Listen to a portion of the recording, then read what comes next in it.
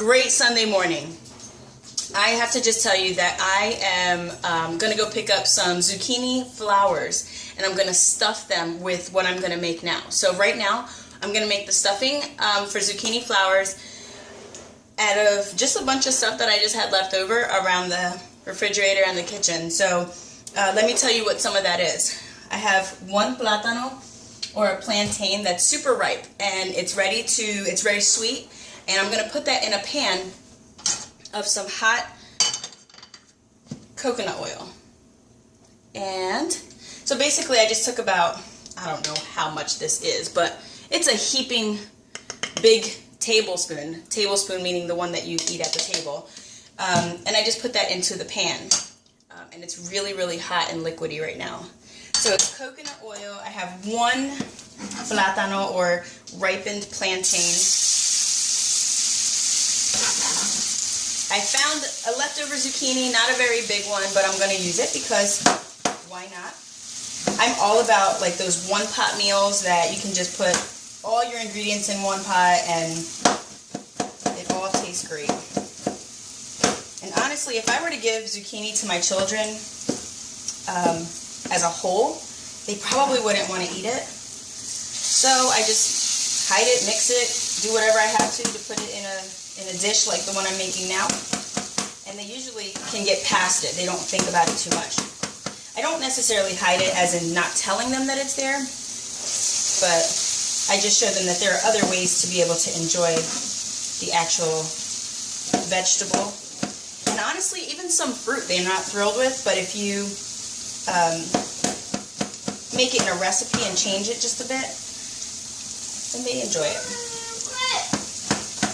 So this is my zucchini. I'm just simply cutting it up, making it smaller.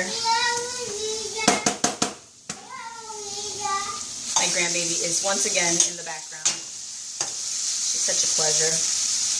I also have, let's see, some onion that's left over from dinner. What, honey? Bobby's here. Okay, just say go Bobby, go Bobby. Thank you. Oh, good. Thank you, Isla. Okay. I'm taking the onion. If this is a vidalia onion, this is a half a vidalia onion. I'm not going to put more than that because it's not really necessary. Like I said, it's just leftover stuff. In the pan. That one's done.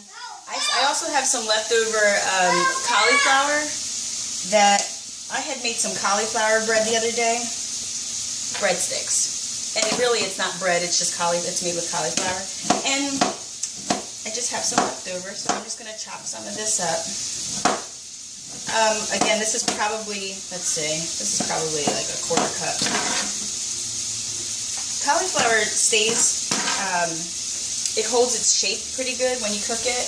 I'm not going to overcook it, and it's also going to have like a rice consistency, and I am adding rice to this, so I don't want to put too much cauliflower into it, because remember, this is going to go into a zucchini flour, and I will show you that video almost immediately after I show you this one.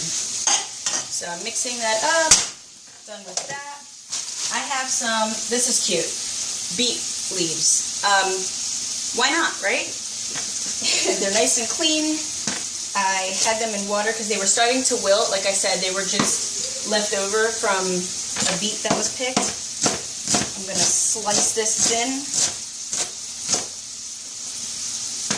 Plus it'll give it a little different color because of all the white that's in the pan. Watch this, how pretty. Boop, done. I wonder if it'll turn my food pink. And it might sweeten the dish as well. I say might because a lot of times I've never used this before. Like I've never done this recipe or put these ingredients together before. But I trust them, and I've had them individually, so I know that they'll work. It's just a matter of not really being sure of what it's gonna turn out like. And honestly, 99% of the time, it all goes well together. I have some spinach that's left over from, the week, And it also, at this point, I would normally just freeze my spinach because it's not as green as I'd like it to be. So I freeze it and then use it in like shakes and things or recipes like this. Again, I'm literally just going to slice this thin. This is about, let's see,